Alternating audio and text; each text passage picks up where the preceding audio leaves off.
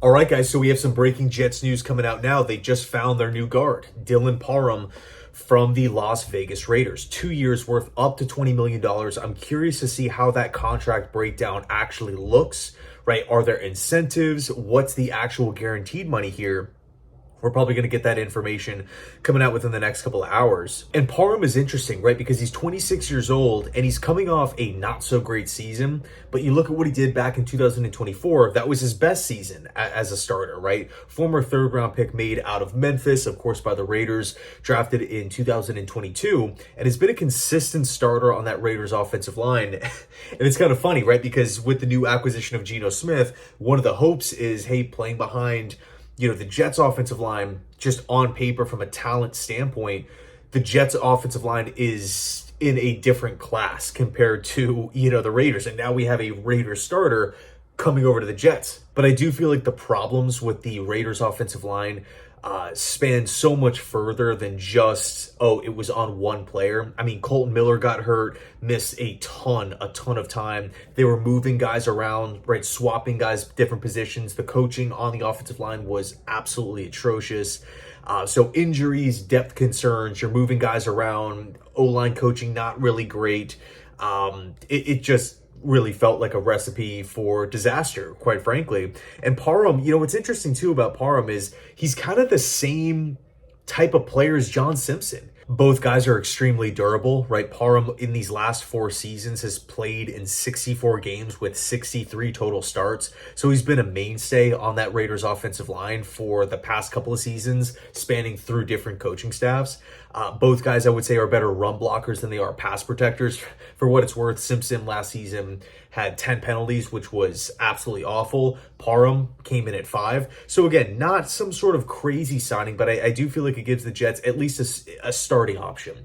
Now, one thing I'm actually really curious to see, right, how, and we probably won't get this answer anytime soon. Hopefully we do. Maybe, if Aaron Glenn has a press conference or Reich has a press conference or something like that. But Dylan Parham lined up at left guard this past season. And again, problems all over the place, not really the best overall year. But again, if we look back to 2024, where he had the best season of his career, he was lining up at right guard. And Joe Tippmann has played left guard before in his career. I wonder what the layout is going to be.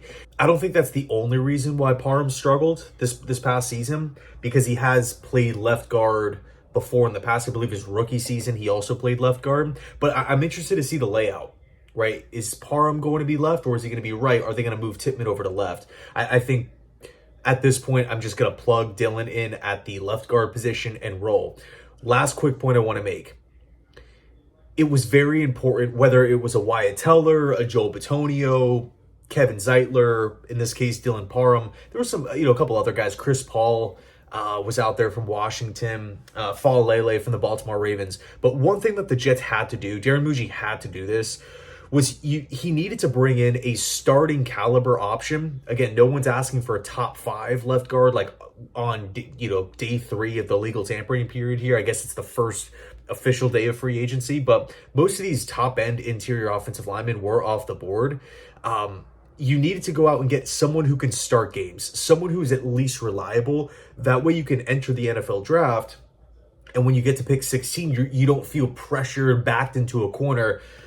We got to take a guard. Didn't get one in free agency. We missed out. Got to take this guy.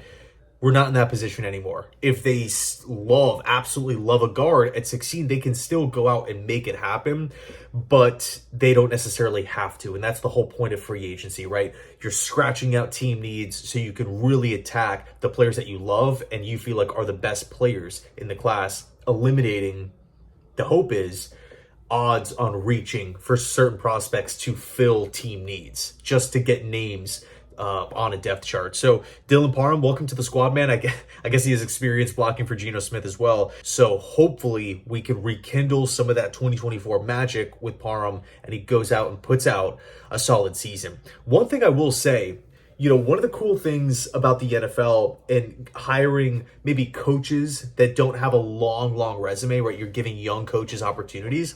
The Jets gave Steve Hyden the O-line job this past year, right? And we saw Just Membu having an incredible season. Joe Tippmann was awesome. Josh Myers, I felt like looked better than expected. He definitely didn't look like just some random depth piece. I felt like Myers, although he wasn't perfect, he played up to the contract and actually exceeded that money. And Simpson was solid. I wonder if Steve Hyden, going into year 2 as offensive line coach, maybe he could be a diamond in the rough, where he's looking at Parham here, because 2 years up to $20 million is not just some throwaway deal. You know, with other names out in the market and they're handpicking Parham here, it tells me that they like him. They like his skill set. They like his trajectory moving forward, right? He's 26 years old, will be 27 at the time of the start of the year. We'll see how it plays out. Let me know your thoughts down below in the comment section. Thanks so much for watching, and as always, go Jets.